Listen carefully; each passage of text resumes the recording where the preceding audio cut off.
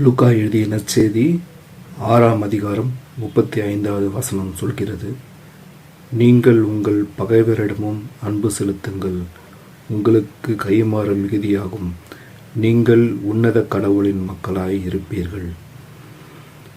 37வது வசனம் சொல்லுது, மற்றவர்களை கண்டனம் செய்யாதீர்கள், அப்போதுதான் நீங்களும் கண்டனத்துக்கு ஆளாக மாட்டீர்கள், மன்னியுங்கள், மன்னிப்பு பெறுவீர்கள்.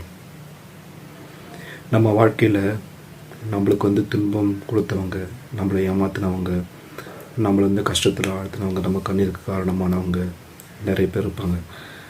அவங்கள நம்ம கண்டனமாக அவங்க திட்டுவோம், அவங்கள பழி கூறி அவங்கள சபிப்போம், நாசமாக போவீங்க. நம்ம அப்படி பண்ண வேண்டாம். அவங்கக்கிட்ட அன்பாக போகலாம், நேசமாய் போகலாம்.